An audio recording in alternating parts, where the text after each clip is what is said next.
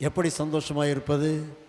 நாம் ஆண்டவரிடத்தில் விண்ணப்பம் செய்யும்போது ஆண்டவர் நமக்கு கொடுத்த நன்மைகளுக்காக நாம் ஆண்டவரை ஸ்தோத்தரிக்க வேண்டும். எப்படி எப்பொழுதும் சந்தோஷமாக இருப்பது? ஆண்டவர் நமக்கு கொடுத்த வாழ்க்கையை அப்படியே ஏற்றுக்கொண்டு முறுமுறுக்காமல் மன திருப்தியாய் ரம்யமாய் இருக்க கற்றுக்கொள்ள வேண்டும்.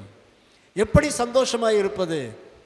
வாழ்க்கையில் சோதனைகளும் பிரச்சனைகளும் நெருக்கும் போது, என் சத்துருவே என்மேல் சந்தோஷப்படாதே, கர்த்தர் எனக்கு சகாயராக இருக்கிறார், என்னை பலப்படுத்துகிற கிறிஸ்துவினாலே எல்லாவற்றையும் செய்ய எனக்கு பலன் உண்டு என்று சொல்ல வேண்டும்.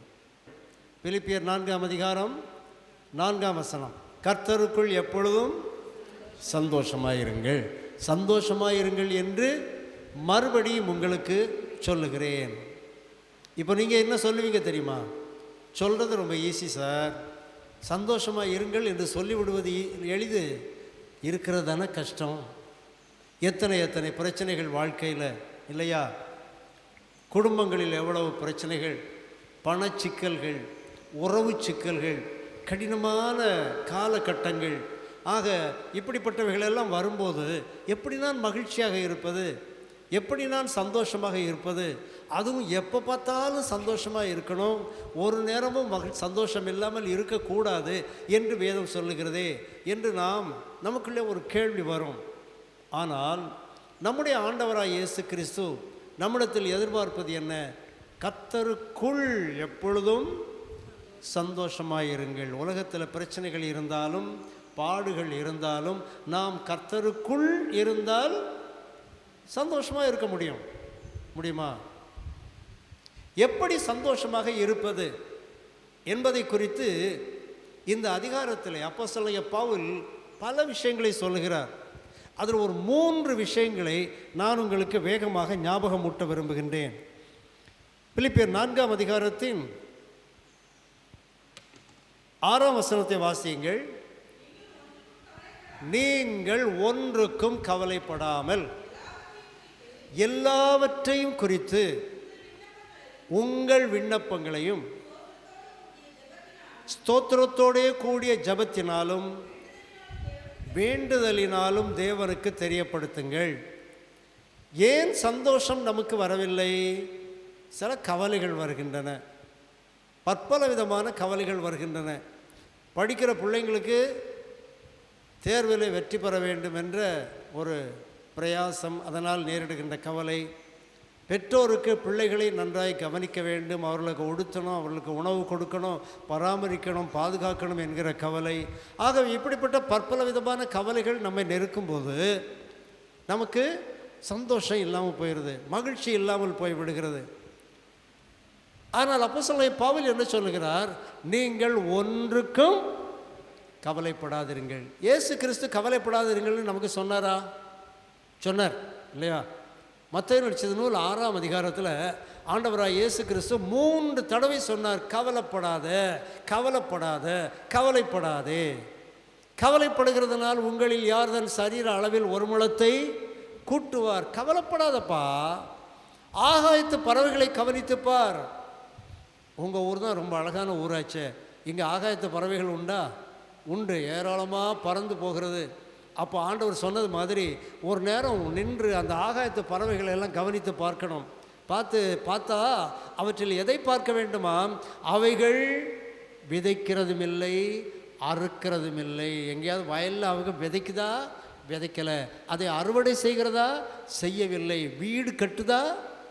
உங்களுக்கு எனக்கு தெரியாது, ஆனால் அவங்க வீடு கட்டுறாங்க, அந்த வீட்டில் வாழ்வாங்க. அவங்க என்ன பண்ணுறாங்க? மகிழ்ச்சியாக இருக்கிறாங்களா இல்லையா? அந்த ஆகாயத்து பறவைகள்லாம் மகிழ்ச்சியாக இருக்குதா இல்லையா? அவர்களுக்கு யாராவது காசு கொடுக்குறாங்களா? டெய்லி கொடுக்கல. அவங்க எங்கேயாவது சம்பாதிச்சு பேங்க்கில் பணம் போட்டு வச்சுருக்கிறாங்களா? இல்லை. அந்த பணத்தை ஒரு ஏடிஎம் கார்டை தூக்கி பாக்கெட்டில் வச்சு நடக்கிறாங்களா? இல்லையே. ஆனாலும் அவைகள் கவலைப்படவில்லை. ஆகாயத்து பறவையை கவனிச்சு பாரு, அதுக்கே நான் சாப்பாடு போடுறேன், உனக்கு போட மாட்டேனா? காட்டு புஷ்பங்களை கவனித்து பாருங்கள். பூக்களை பார்த்தீங்கன்னா ரொம்ப அழகாக இருக்கும். அதுக்கு நிறத்தை பார்த்தா அடாடா இப்படி ஒரு நிறத்தில் ஒரு சாரி கிடைச்சா நல்லா இருக்குமேன்னு சகோதரிகள் நினைப்பாங்க. அந்த நிறத்தில் ஒரு சாரி தேடி போனீங்கன்னா உங்களுக்கு கிடைக்குமா? கிடைக்கவே கிடைக்காது. எனக்கு ஆண்டவர் அவர்களை அவ்வளோ அழகாக உடுத்து வைத்திருக்கிறார். அந்த இன்னைக்கு இருந்து நாளைக்கு அது செத்து போகும். இன்னைக்கு பூக்கும், நாளை காலையில் பார்த்தா அதை காணாது. அந்த காட்டு பூவுக்கே நான் இப்படி உடுத்து வைத்தால் உனக்கு உடுத்து வைப்பனா மாட்டானா என்று ஆண்டவர் கேட்கிறார். அதனால தான் ஆண்டவர் சொல்றாரு, கவலைப்படாத. இங்கே அப்போஸ்தலனாகிய பவுல் என்ன சொல்கிறார்? நீங்கள் ஒன்றுக்கும் கவலைப்படாமல் உங்கள் விண்ணப்பங்களை ஸ்தோத்திரத்தோடே கூடிய ஜெபத்தினாலும் வேண்டுதலினாலும் தேவனுக்கு தெரியப்படுத்துங்கள். நாம் மகிழ்ச்சியாக இருப்பதற்கு நாம் செய்ய வேண்டிய முதல் வேலை என்னவென்றால், நாம் நம்முடைய விண்ணப்பங்களை ஆண்டவரிடத்தில் வைப்போம் இல்லையா? நமக்கு மனபாரம் வரும்போது, கஷ்டம் வரும்போது, ஆண்டவரே அதில் பிரச்சனை இருக்குது, ஆண்டவரே இதில் பிரச்சனை இருக்குது, ஆண்டவரே அந்த இக்கட்டிலே மாட்டிக்கொண்டேன் ஆண்டவரே என்று பல தேவைகளை நாம் ஆண்டவருடைய சமூகத்திலே கொண்டு போய் வைக்கும்போது, எனக்கு அது வேணும் இது வேணும்னு கேட்கும்போது கூடவே ஒரு ஸ்தோத்திரமும் செய்யணுமா? அது எப்படி சார்? தேவையை ஆண்டவரிடத்தில் சொல்லும்போது ஸ்தோத்திரம் சொல்கிறது எப்படி? எதுக்காக ஸ்தோத்திரம் சொல்லலாம்? ஒரு சின்ன உதாரணம். 12ஆம் வகுப்பு தேர்வு எழுத போகிற பிள்ளை, ஆண்டவரே எனக்கு நல்ல தேர்வு எழுதணும், படித்த பாடங்கள்லாம் ஞாபகத்தில் நிற்கணும், நான் நல்ல எக்ஸாம் எழுதி நல்ல மார்க் வாங்கணும்னு ஜெபம் பண்ணிட்டு போகிறான். அப்படி ஜெபம் பண்ணும்போது அதில் ஒரு ஸ்தோத்திரத்தை சேர்க்க முடியுமா? முடியும்ல. என்ன ஸ்தோத்திரம் சேர்க்கலாம்? நான் எல்கேஜியில் இருந்து இந்த 12ஆம் கிளாஸ் படிக்கிற வரைக்கும் வருஷம் ஒவ்வொரு கிளாஸாக எனக்கு நான் அதை பாஸ் ஆகி வருவதற்கு ஆண்டவரே உதவி செய்தீங்க, உமக்கு நன்றின்னு சொல்லலாமா சொல்லக்கூடாதா? சொல்லாமல்ல. ஆகவே அந்த நன்றியை சொல்லிவிட்டு நம்முடைய விண்ணப்பத்தை நம்ம ஆண்டவரிடத்திலே வைக்க வேண்டும். நோய் வந்து விட்டது என்று வைத்துக் கொள்ளுங்கள். அந்த நோய் நீங்கும்படி நாம் ஆண்டவரிடத்தில் ஜெபம் பண்ணுறோம். அந்த ஜெபத்துக்கு முன்னால் ஒரு ஸ்தோத்திரத்தையும் கூட வைக்கலாம். என்ன ஸ்தோத்திரம்? இதுக்கு முன்னாலேயும் பல தடவை எனக்கு நோய் வந்திருக்குது, ஆண்டவரே அந்த நோயில் இருந்தெல்லாம் எனக்கு விடுதலை கொடுத்தீங்க, உமக்கு நன்றி ஆண்டவரே, இப்போவும் இந்த நோயிலிருந்து எனக்கு விடுதலை தாருங்க. கேட்கலாமா கேட்கக்கூடாதா? எந்த விண்ணப்பத்தை நீங்கள் ஆண்டவரிடத்தில் வைத்தாலும் அந்த விண்ணப்பம் சார்ந்த ஒரு நன்றி அதுக்கு உள்ளே இருக்கும், நிச்சயமாக இருக்கும். வயது முதிர்ந்து விட்டால் கண் சரியாக காணாது, அப்போ கண் டாக்டர்கிட்ட போகணும், அங்கே போய் ஆப்ரேஷன் பண்ணணும் இல்லையா? சில நேரங்களில் 60 வயசு 70 வயசு வரைக்கும் அந்த கண் நல்லா பார்த்துட்டே இருந்தது, ஆனால் இப்போ சரியாக பார்க்கல. அப்போ நீங்கள் ஆப்ரேஷனுக்கு போகிறீங்க, எப்படி ஜெபம் பண்ணுவீங்க?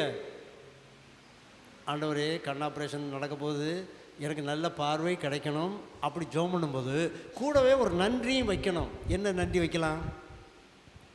நாம் பிறந்ததில் இருந்து இந்த 60 வயசு வரைக்கும் எனக்கு நல்ல கண் பார்வையை தந்தீங்க ஆண்டவரே, உமக்கு நன்றின்னு சொல்லாமல் சொல்லக்கூடாதா? அப்படி சொல்லும்போது நம்ம உள்ளத்துக்குள்ள ஒரு தைரியம் வரும், ஒரு நம்பிக்கை வரும், ஒரு விசுவாசம் வரும். இதுவரை என்னை வழிநடத்தி வந்த ஆண்டவர் இன்னும் என்ன செய்வார்? என்னை வழிநடத்துவார். ஆகவே நம்முடைய விண்ணப்பங்கள் எல்லாவற்றையும் நாம் ஸ்தோத்திரத்தோடைய கூடிய ஜெபத்தினாலும் வேண்டுதலினாலும் ஆண்டவரிடத்திலே தெரியப்படுத்த வேண்டும். நான் வாசிக்க கேட்ட லூக்கா நற்செய்தி நூல் 17ஆம் அதிகாரத்திலே 10 குஷ்டரோகிகள் இயேசு கிறிஸ்துவிடத்திலே வந்தார்கள். இயேசு கிறிஸ்து அந்த 10 குஷ்டரோகிகளை பார்த்து சொன்னார். குஷ்டரோகம்னா என்னன்னு தெரியுமா உங்களுக்கு? இப்போ அந்த மாதிரி வியாதி ரொம்ப அதிகமாக இல்லை, ஆனால் அந்த காலத்தில் 2000 வருஷத்துக்கு முன்னால் அந்த வியாதிக்கு மருந்தே கிடையாது. அந்த நோய் வந்துவிட்டால் அது தொத்து நோய் என்று சொல்லி அந்த நோய் வந்த மனிதர்களை ஊருக்கு வெளியே விட்டுருவாங்க. அவங்க ஊருக்கு வெளியே ஒரு சின்ன குடிசை போட்டுக்கொண்டு சேர்ந்து வாழுவார்கள். சாப்பாடு எப்படி? சொந்தக்காரங்க எல்லாம் வீட்டிலேருந்து சமைச்சு கொண்டு வந்து இவர்கள் கண்ணுக்கு தெரியும்படி தூரத்திலே வைத்து விட்டு போய்விடுவார்கள். அவங்க வச்சுட்டு போன பிறகு அவங்க வந்து எடுத்து சாப்பிடுவாங்க. அப்படி ஒதுக்கி வைத்திருந்தார்கள். ஏதாவது தேவைக்காக அவர்கள் ஒரு இடத்துலேருந்து இன்னொரு இடத்துக்கு போகணும்னா உச்சந்தலையிலேருந்து உள்ளங்கால் வரை துணியினால் மூடிட்டு ஒரு மணியை அடிச்சுட்டே போகணுமா? எதுக்கு மணியை அடிச்சுட்டே போகிறது? நான் குஷ்டரோகி வரேன், யாரும் என்கிட்ட வராத, ஒதுங்கிக்க. அவ்வளோ கொடிதான ஒரு வியாதி. அந்த 10 பேர் சேர்ந்து வந்தாங்க இயேசு கிறிஸ்துவிடத்தில். உடனே இயேசு கிறிஸ்து சொன்னார், உங்களுக்கு சுகம் கிடைக்கும், நீ போய் ஆசாரி நிலத்திலே உன்னை காண்பி. அதாவது குஷ்ரோகத்துலேருந்து ஒருத்தனுக்கு சுகம் கிடைச்சா அவன் ஆசாரின்ட்ட போய் ஒரு சர்டிஃபிகேட் வாங்கணும், இவனுக்கு நோய் தீர்ந்து போச்சு அப்படின்னு. அப்போ தான் ஊரில் அனுமதிப்பாங்க. அதற்காக இந்த மனிதர்கள் 10 பேரும் ஆசாரியனை தேடி போனார்கள். போகிற வழியில் 10 பேருக்கும் சுகம் கிடைச்சி, 10 பேருக்கும் சுகம் கிடைத்து விட்டது. அந்த 10 பேரில் ஒரே ஒருவன் திரும்பி வந்தான். யாரை தேடி? இயேசுவை தேடி. எதுக்காக திரும்பி வந்தான்? நன்றி சொல்வதற்காக. அப்பொழுதுதான் ஆண்டவராய் இயேசு கிறிஸ்து அந்த ஒருவனை பார்த்து ஒரு கேள்வி கேட்டார். அந்த வசனம் லூக்கா 17ஆம் அதிகாரம் 17ஆம் வசனம் வாசிங்க.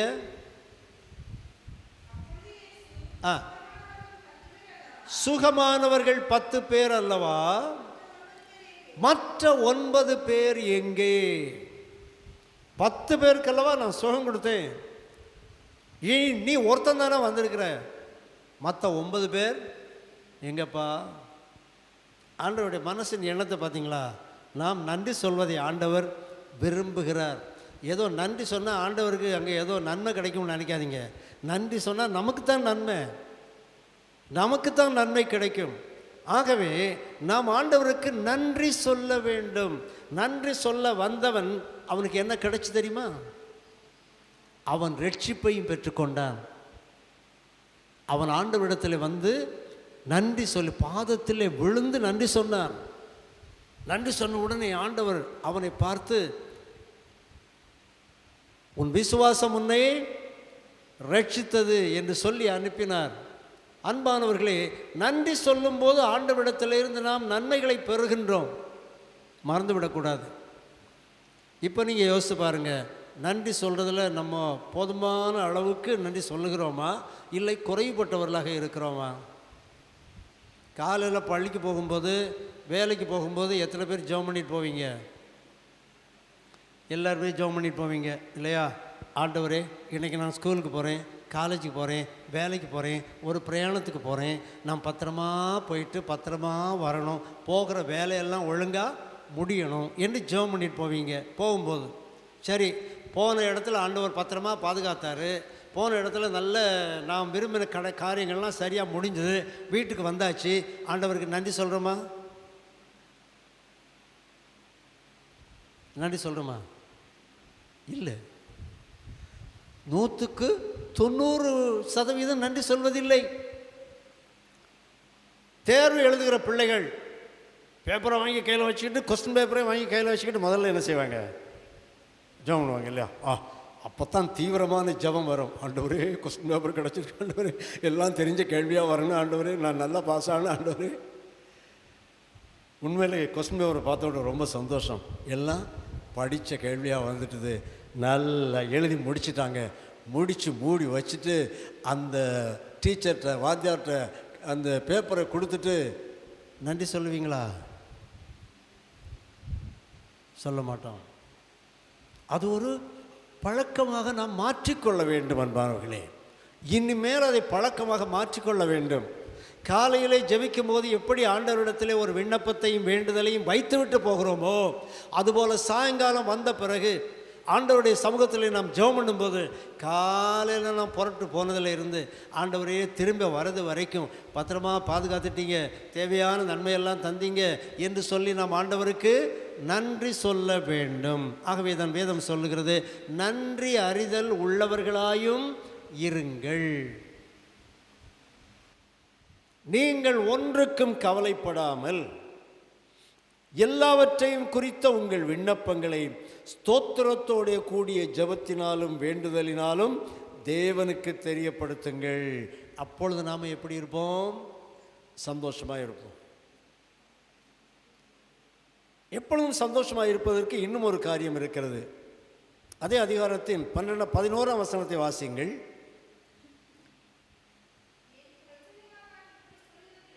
என் குறைச்சலினால் நான் இப்படி சொல்லுகிறதில்லை, ஏனெனில் நான் எந்த நிலைமையில் இருந்தாலும் மன ரம்யமாய் இருக்க கற்றுக்கொண்டேன். மன ரம்யம்னா அதுக்கு என்ன அர்த்தம்? மன திருப்தி. திருப்தியாக இருந்தால் சந்தோஷமாக இருப்போம். திருப்தி இல்லாமல் இருந்தால் சந்தோஷம் இல்லாமல் இருப்போம். திருப்தியாக இருக்கணுமானா நமக்கு என்ன இருக்கணும்? நம்ம நினச்சதெல்லாம் நமக்கு கிடைக்கணும். பணத்துக்கு பணம் இருக்கணும். முக்கியமாக பணம் தான் இல்லையா? அவ்வளோ இருந்துட்டால் திருப்தியாக இருந்துருவோமா? நம்ம கேட்குற மாதிரி பணம் நமக்கு இருந்துட்டா நம்ம திருப்தியாக இருந்துருவோமா? இருக்க மாட்டோமா? கரெக்டாக சொன்னீங்க, இருக்க மாட்டோம். திருப்தி இல்லாதவனை, திருப்தி இல்லாதவளை கொண்டு நீங்கள் எங்கே கொண்டு உட்கார வச்சாலும் திருப்தி இல்லாமல் தான் இருப்பாங்க. திருப்தி உள்ள ஆளை கொண்டு நீங்கள் எந்த இடத்துல உட்கார வச்சாலும் அவங்க எப்படி தான் இருப்பாங்க? திருப்தியாக தான் இருப்பாங்க. எந்த நிலைமையில் இருந்தாலும் மன ரம்மியமாக இருப்பது என்பது அதுதான். வாழ்ந்திருக்கவும் எனக்கு தெரியும், தாழ்ந்திருக்கவும் எனக்கு தெரியும். எந்த நிலம் எவ்விடத்திலும் எல்லாவற்றிலும் திருப்தியாயிருக்கவும் பட்டினியாயிருக்கவும் பரிபூர்ணமடையவும் குறைவுபடவும் போதிக்கப்பட்டேன். எந்த நிலைமையில் இருந்தாலும் நிம்மதியாக திருப்தியாக மன ரம்யமாக இருக்கிற ஒரு மனசை நம்ம ஆண்டவர்கிட்ட கேட்கணும். ஆண்டவரே, நான் இந்த வீட்டில் இருக்கிறத விட அந்த வீட்டில் இருந்திருந்தால் நான் நல்லா இருந்திருப்பேன் ஆண்டவரேன்னு ஆண்டவர்கிட்ட என்ன செய்யக்கூடாது? கேட்கக்கூடாது. ஆண்டவரே, நான் இருக்கிற வீட்டில் மகிழ்ச்சியாக இருக்க எனக்கு உதவி செய்யும்னு கேட்கணும். புதுசாக திருமணம் ஆகிறவங்க பெரிய எதிர்பார்ப்போடு வருவாங்க இல்லையா? ஆண்களாக இருந்தாலும் சரி, பெண்களாக இருந்தாலும் சரி. வந்து பார்த்தா அவங்க எதிர்பார்க்குற விஷயங்கள்லாம் அங்கே இருக்காதுன்னு வைங்களேன். உடனே என்ன வரும்? முறுமுறுப்பு வரும். ஐயோ, நான் எங்கள் அம்மா வீட்டில் எப்படி இருந்தேன் தெரியுமா? எங்கள் அப்பா வீட்டில் இங்கே வந்து அது இல்லையே இது இல்லையே அப்படின்னு நீங்கள் முறுமுறுக்க ஆரம்பிச்சிட்டிங்கன்னு வைங்க. முறுமுறுப்பு ஒரு மோசமான தொத்து வியாதி, உங்களுக்கு தெரியுமா? வீட்டில் ஒருத்தர் முறுமுறுக்கிற ஆள் இருந்தால் போதும், அந்த முறுமுறுப்பு எல்லாரையும் தோத்திக்கணும். பயங்கரமான ஒரு தொத்து வியாதி. முறுமுறுக்கிற மனுஷன் நிம்மதியை இழந்து விடுவான். மன ரம்யமற்ற ஒரு சூழ்நிலைக்கு போகிறவர்கள் நிம்மதியை இழந்து விடுவார்கள். இருக்கிறதிலே திருப்தியாக இருக்க கற்றுக்கொள்ள வேண்டும். மனுஷனுக்கு திருப்தி இல்லாத நிலைமை ஏன் வருதுன்னா, ஏதோ ஒன்றை பார்த்த உடனே நமக்கு அது இருந்தால் நல்லா இருக்குமே, அது கிடச்சிட்டா கொள்ளாமே. கழுதை பார்த்துறீங்களா? கழுதை, இந்த கழுதையை எங்கேயாவது கூட்டிகிட்டு போனோம்னா பிடிச்சி இழுத்து தான் கொண்டு போனோம், அது வராது. அதுக்காக என்ன பண்ணுவாங்கன்னா, கழுதைக்கு ரொம்ப பிடிச்ச சாப்பாடு கேரட்டு. கேரட்டு தெரியல, கேரட்டு. அந்த கேரட்டை கண்ணு முன்னே காட்டிட்டா போதும், கழுதை என்ன செய்யும்? ஓடி வந்துடும். அதனால் அந்த கழுதைக்கு சிலர் கேரட்டை காட்டியே கழுதையை கூட்டிகிட்டு வருவாங்களாம். அப்படி கூட்டிகிட்டே வரும்போது சில நேரம் இந்த கழுதை என்ன செய்திடும்? கேரட்டை கடிச்சிடும். கடிச்சிட்டுன்னு வைங்க, அதுக்கு பிறகு நடக்குமா? நடக்காது. அதனால என்ன பண்ணுவாங்களோன்னா, ஒரு நீளமான ஒரு கம்புக்கு நுனியில் ஒரு கேரட்டை கட்டி விட்ருவாங்க. அந்த கேரட்டை கட்டி கழுதைக்கு முதுகில் இப்படியே வச்சு விட்ருவாங்க. அப்போ கேரட்டு கழுதைக்கு கண்ணுக்கு முன்னால் ஒரு 1.5 அடி தூரத்தில் இருக்குன்னு வைங்க. கழுதை என்ன செய்யும்? அந்த கேரட்டை கடிக்கிறதுக்காக நடந்துக்கிட்டே இருக்கும். என்னைக்காவது கடிக்குமா? என்னைக்காவது கடிக்குமா? கடிக்காது. இது போல தான் நம்ம திருப்தியாக எனக்கு இருக்கணும், நான் நினச்சதெல்லாம் எனக்கு நடக்கணும் என்று நினைத்து அதை நோக்கி நடந்து கொண்டே இருந்தால் ஒரு நாளும் திருப்தி வராது. இருக்கிறதுல திருப்தியாக இல்லாதவர் எங்கே கொண்டு உட்கார வச்சாலும் திருப்தியாக இருக்க மாட்டார்கள். ஆகவே தான் அப்போஸ்தலனாகிய பவுல் சொல்லுகிறார், மன ரம்மியமாய் இருக்க கற்றுக்கொண்டேன். எலிசா தீர்க்கதரிசி சூனேம் என்னும் ஊருக்கு அடிக்கடி போவார். போகும்போது அங்கே ஒரு பெண்மணி, நல்ல ஐஸ்வர்யமுள்ள ஒரு பெண்மணி, ரொம்ப பணக்கார பெண்மணி. அவருடைய புருஷன் எல்லாம் ரொம்ப பணக்காரங்க. அந்த அம்மா இந்த தீர்க்கதரிசி ரொம்ப நல்ல தீர்க்கதரிசி, பரிசுத்தமான மனுஷன் கண்டு அவருக்கு அவங்க வீட்டுக்கு மேலே ஒரு மாடியில் ஒரு ரூம் கட்டி அந்த ரூமில் ஒரு மேசையை போட்டு நாற்காலியை போட்டு குத்து விளக்கு எல்லாம் வைத்து இவர் வரும்போதெல்லாம் தங்கும்படி உதவி செய்வார். நம்ம ஊரில் கூட சிலர் இப்படி பண்ணுவாங்க இல்லையா? ஊழியக்காரங்களுக்கு உதவி செய்வாங்க. தீர்க்கதரிசி பார்த்தார், எலிசா தீர்க்கதரிசி, இந்த அம்மா இவ்வளோ தூரம் நமக்கு உதவி செய்கிறாங்களே, நம்ம ஏதாவது இந்த அம்மாவுக்கு கொடுக்கணுமே என்று சொல்லி ஒரு நாள் அந்த அம்மாவை கூப்பிட்டு ஒரு கேள்வி கேட்டாங்க. நான் ராஜாவிடத்தினாலாவது சேனாதிபதி இடத்திலாவது உனக்காக பேசி ஏதாவது உதவி செய்யணுமா? ஏன்னா அந்த காலத்தில் தீர்க்கதரிசிகள் ராஜாவுக்கே ஆலோசனை சொல்லுவாங்க. அதனால் அவர்களுக்கு பெரிய ஒரு செல்வாக்கு இருந்தது. உடனே இந்த அம்மா என்ன பதில் சொன்னாங்க தெரியுமா? ஏதாவது குறை இருக்குதா, நான் ராஜாக்கிட்டேயோ சேனாதிபதிக்கிட்டே ஏதாவது பேசணுமா என்று கேட்டபொழுது இந்த அம்மா சொன்ன பதில் என்ன தெரியுமா? எனக்கு ஒரு குறையும் இல்லை, நான் என் ஜனத்தின் நடுவே சுகமாய் குடியிருக்கிறேன். அந்த அம்மாவுக்கு குறையே கிடையாதா? சொல்லுங்க பார்க்கலாம். அந்த அம்மாவுக்கு குறை உண்டா இல்லையா? உண்டா இல்லையா? உண்டு. என்ன குறை தெரியுமா? பிள்ளை இல்லா குறை. அந்த அம்மாவுக்கு பிள்ளைகள் இல்லை. ஆனால் அந்த அம்மா என்ன சொல்கிறாங்க? எனக்கு ஒரு குறையும் இல்லை, நான் என் ஜனத்தின் நடுவே சுகமாய் குடியிருக்கிறேன். இதுதான் ஒரு நல்ல மனநிலை. தீர்க்கதரிசி உடனே கர்த்தர் உனக்கு ஒரு குழந்தையை தருவார் என்று சொல்லி அந்த அம்மாவை ஆசீர்வதித்தாங்க. அந்த அம்மாவுக்கு குழந்தை பிறந்தது. அல்லேலூயா. அன்பானவர்களே, மன ரம்யமாக இருக்க நீங்கள் கற்றுப்பாருங்கள். அது வாழ்க்கையிலே பெரிய ஆசீர்வாதத்தை கொண்டு வரும், பெரிய சந்தோஷத்தை கொண்டு வரும். இருக்கிறதிலே திருப்தியாக இராதவர்கள் மகிழ்ச்சியாக இருக்க முடியுமா? முடியாது. இருக்கிறதுல திருப்தியாக இருக்கிறவங்க எங்கே இருந்தாலும் மகிழ்ச்சியாக இருக்க முடியும். நாம் சில நேரங்களில் நினைப்போம், பெரிய வீட்டில் இருக்கிறவங்க, நிறைய கார் வச்சுருக்கிறவங்க, அவங்கள பார்த்தாலே பெரிய பணக்காரங்க மாதிரி உடையெல்லாம் அணிந்திருப்பார்கள், அவங்கெல்லாம் ரொம்ப சந்தோஷமாக இருப்பாங்கன்னு நீங்கள் நினைக்கிறீங்க. நானும் சின்ன வயசில் அப்படி நினச்சிருக்கிறேன். அது உண்மை அல்ல அன்பானவர்களே. எவ்வளவுக்கு எவ்வளோ வசதிகள் கூடுதோ அவ்வளவுக்கு அவ்வளோ பிரச்சனைகளும் கூடும். எவ்வளவுக்கு எவ்வளோ அவங்க ரொம்ப உயரத்தில் இருக்கிறாங்கன்னு நம்ம நினைக்கிறோமோ அவ்வளவுக்கு அவ்வளோ அவர்கள் ஆபத்தில் இருக்கிறார்கள். நடக்கிறவன் விழுந்தா கொஞ்சமாக அடிபடும், பறக்கிறவன் விழுந்தா பயங்கரமாக அடிபடும். கொஞ்சமாக இருக்கிறவர்கள் அதனால் வருகின்ற பிரச்சனைகளும் குறைவாக இருக்கும். அதிகமாக இருக்கிறவர்களுக்கு அதனால் வருகின்ற பிரச்சனைகளும் அதிகமாக இருக்கும். அதனால் இங்கேருந்து அவங்கள பார்த்து பொறாமை கொள்வது, அந்த மாதிரி வேலையெல்லாம் நமக்கு வேண்டாம். இருக்கிறதுலையே திருப்தியாக இருக்க நாம் கற்றுக்கொள்ள வேண்டும். இருக்கிறதுல திருப்தியாக இருக்கிறதுனா எப்படி? அது நம்ம மனசு தான் காரணம். வெளியே ஏதோ ஒன்று கிடைக்கிறதுனால வருகிற திருப்தி அல்ல, நம்முடைய மனசுக்குள்ளே இருக்கிறதுனால வர திருப்தி. நம்ம மனசு ரொம்ப பயங்கரமான ஒரு விஷயம், உங்களுக்கு தெரியுமா? நம்முடைய மனம் பயங்கரமான ஒரு விஷயம். ஒரு சின்ன உதாரணம் சொல்லித்தரேன். ஒரு மனுஷன் ஒரு குளிர் பிரதேசத்தில் உள்ள அறையில் படுத்திருந்தார். அங்கே ஃபேன் கிடையாது, குளிரான நாடு ஆனதுனால. ஆனால் அந்த நாட்களில் ரொம்ப புழுக்கமாக இருந்தது இவருக்கு. அவர் அந்த அறைக்கு ஏற்கனவே போனதில்லை. இப்போ கரண்டும் இல்லை, ரூம் ஒரே இருட்டாக இருக்குது. ஆனால் இவருக்கு ஒரு ஆசை, ஏதாவது ஜன்னலை திறந்து விட்டோம்னா கொஞ்சம் காற்று வருமே, நம்ம ஜன்னலை தேடி பார்க்கலாம்னு சொல்லி லைட்டில் மெதுவாக தட்டி தடவி தடவி தடவி சுவரெல்லாம் தடவி பார்த்தாரு. ஜன்னலை கண்டுபிடிக்கவே முடியலை. இவர் படுத்திருந்த படுக்கைக்கு பக்கத்தில் ஒரு மேசை இருந்தது. அந்த மேசைக்கு மேலே ஒரு பேப்பர் வெயிட் இருந்தது. பேப்பர் வெயிட் பார்த்துருக்கீங்களா? கண்ணாடியில் உருண்டையாக இருக்கும், நல்ல கல் மாதிரி. இவருக்கு எரிச்சல் ஜாஸ்தி ஆகி போச்சு. ஒரு ஜன்னலையும் கண்டுபிடிக்க முடியலையே. அது கண்ணாடி ஜன்னல் இவருக்கு தெரியும். இந்த கல்லை எடுத்து ஒரு எரி போடுவோமே, ஏதாவது ஒரு ஜன்னல் உடைஞ்சாவது வெளியே இருந்து கொஞ்சம் காற்று வரட்டும், நம்ம நிம்மதியாக தூங்கலாம்னு சொல்லி கையில் இருந்த அந்த கண்ணாடி துண்டை எடுத்து, கண்ணாடி குண்டை எடுத்து ஒற்றை ஏறி போட்டார்.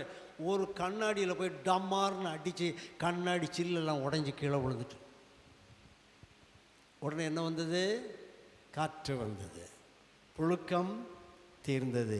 இவர் நிம்மதியாக படுத்து தூங்கினார். காலையில் எழும்போது தான் இவருக்கு ஒரு யோசனை, நிம்மதியாக தூங்கிட்டோம், ஆனால் கண்ணாடி என்ன செய்துட்டோம், உடைச்சிட்டோமேன்னு சொல்லி அப்படியே முழிச்சு பார்த்தா உடைஞ்சிருந்தது ஜன்னல் கண்ணாடி இல்லை, பீரோ கண்ணாடி. பீரோ கண்ணாடி உடைஞ்சா காற்று வருமா? வராதில்ல. ஆனால் இவருக்கு இப்படி காற்று வந்தது. மனசு தான் காரணம். இவர் மனசு என்ன நினச்சி தெரியுமா? ஜன்னல் கண்ணாடி உடஞ்சாச்சு.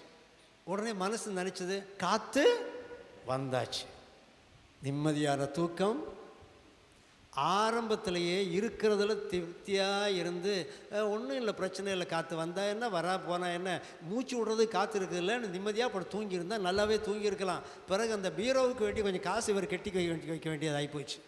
பார்த்தீங்களா? இதுதான் மனம் என்பது. நம்முடைய மனம் திருப்தியாக இருந்தால் அது எங்கே இருந்தாலும் என்ன செய்யும்?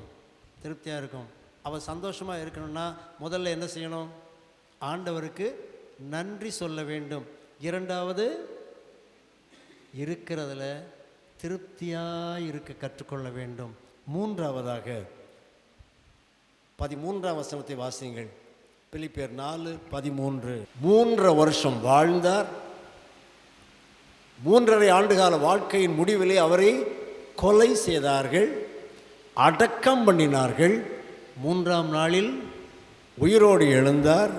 40 நாட்கள் இந்த மண்ணிலே உலாவினார். 40ஆவது நாளில் பரலோகத்துக்கு ஏறி போனார். மீண்டும் இந்த உலகத்துக்கு வருவார். அவர் ஜீவனுள்ள தெய்வம். நம்ம கூட ஒரு பாட்டு பாடுவோமே, ஜீவிக்கிறார் இயேசு ஜீவிக்கிறார், இல்லையா? அவர் ஜீவிக்கிற தெய்வம் அன்பானவர்களே. ஆகவே நம்ம தைரியமாக சொல்லலாம், என்னை பலப்படுத்துகிற கிறிஸ்துவினாலே எல்லாவற்றையும் செய்ய எனக்கு பலன் உண்டு. அந்த நம்பிக்கையும் தைரியம் மனசுக்குள்ளே வந்துட்டா சங்கடம் வருமா? சின்ன பிள்ளையாக இருக்கும்போது சின்ன பிள்ளைகள் ரொம்ப கவலைப்பட மாட்டாங்க. ஏன் கவலைப்பட மாட்டாங்க? அப்பா இருக்கிறாங்க, அம்மா இருக்கிறாங்க, எல்லாத்தையும் அவங்க பார்த்துக்கொள்வார்கள். ஒரு யாத்திரை போகும்போது, ஒரு பிரயாணமாக எங்கேயாவது செல்லும்போது இவங்களுக்கு சாப்பாடு வாங்கி கொடுப்பது யார்? அப்பா சாப்பாடு வாங்கி கொடுப்பாரு. எந்த பஸ்ஸில் ஏறணும், எங்கே இறங்கணும், இதெல்லாம் யார் சொல்லிக் கொடுப்பா? அப்பா சொல்லிக் கொடுப்பாரு. அதனால் நம்ம நிம்மதியாக இருந்துட்டு போயிடலாம். இதே போன்ற ஒரு மனநிலை நம்முடைய பரம தகப்பனிடத்திலே நமக்கு இருக்கும் என்றால் நம்ம தைரியமாக இருக்கலாம். எப்படி? என்னை பலப்படுத்துகிற கிறிஸ்துவினாலே எல்லாவற்றையும் செய்ய எனக்கு பலன் உண்டு. இன்னொரு வசனத்தை நான் உங்களுக்கு ஞாபகப்படுத்துகிறேன். இதே பொருளுள்ள ஒரு வசனம். அந்த வசனத்தை நீங்கள் மறக்கக்கூடாது. மீகாவின் புத்தகம் 7ஆம் அதிகாரம் 8ஆம் வசனம். மீகா 7:8. என் சத்துருவே எனக்கு விரோதமாய் சந்தோஷப்படாதே, நான் விழுந்தாலும் எழுந்திருப்பேன், நான் இருளிலே உட்கார்ந்தால் கர்த்தர் எனக்கு வெளிச்சமாய் இருப்பார். இன்னைக்கு 2 வசனம் சொல்லியிருக்கிறேன். 2 வசனத்தையும் மறக்கக்கூடாது. ஒன்று பிலிப்பியர் 4:4, இன்னொன்று மீகா 7:8. என் சத்துருவே எனக்கு விரோதமாய் சந்தோஷப்படாதே, நான் விழுந்தாலும் எழுந்திருப்பேன். நமக்கு சத்துரு யார்? பக்கத்து வீட்டுக்காரங்களா? நமக்கு சத்துரு யார்? நமக்கு எதிரி யார்? பிசாசு. பிசாசானவன் தான் நம்முடைய எதிரி. அவனை பார்த்து என்ன சொல்லணும்? என் சத்துருவை எனக்கு விரோதமாய் சந்தோஷப்படாதே, நான் விழுந்தாலும் எழுந்திருப்பேன், நான் இருளிலே உட்கார்ந்தால் கர்த்தர் எனக்கு வெளிச்சமாய் இருப்பார். சில நேரங்களில் வாழ்க்கையிலே நாம் விழுவது போன்ற சூழ்நிலைகள் வரலாம், நாம் இருளிலே இருப்பது போன்ற சூழ்நிலைகள் வரலாம். அப்பொழுதெல்லாம் இந்த வசனத்தை மறக்கக்கூடாது. என் சத்துருவை என்மேல் சந்தோஷப்படாதே, நான் விழுந்தாலும் எழுந்திருப்பேன், நான் இருளிலே உட்கார்ந்தால் கர்த்தர் எனக்கு வெளிச்சமாய் இருப்பார். அன்பானவர்களே, பிலிப்பியர் 4:4, கர்த்தருக்குள் எப்பொழுதும் சந்தோஷமாயிருங்கள். எப்படி சந்தோஷமாக இருப்பது? நாம் ஆண்டவரிடத்தில் விண்ணப்பம் செய்யும்போது ஆண்டவர் நமக்கு கொடுத்த நன்மைகளுக்காக நாம் ஆண்டவரை ஸ்தோத்தரிக்க வேண்டும். எப்படி எப்பொழுதும் சந்தோஷமாக இருப்பது? ஆண்டவர் நமக்கு கொடுத்த வாழ்க்கையை அப்படியே ஏற்றுக்கொண்டு முறுமுறுக்காமல் மன திருப்தியாய் ரம்யமாய் இருக்க கற்றுக்கொள்ள வேண்டும். எப்படி சந்தோஷமாய் இருப்பது? வாழ்க்கையில் சோதனைகளும் பிரச்சனைகளும் நெருக்கும் போது என் சத்துருவே என்மேல் சந்தோஷப்படாதே, கர்த்தர் எனக்கு சகாயராக இருக்கிறார், என்னை பலப்படுத்துகிற கிறிஸ்துவினாலே எல்லாவற்றையும் செய்ய எனக்கு பலன் உண்டு என்று சொல்ல வேண்டும். ஆண்டவர் தாமே மகிழ்ச்சி உள்ள ஒரு வாழ்க்கையை நம் அனைவருக்கும் தருவாராக. ஆமென்.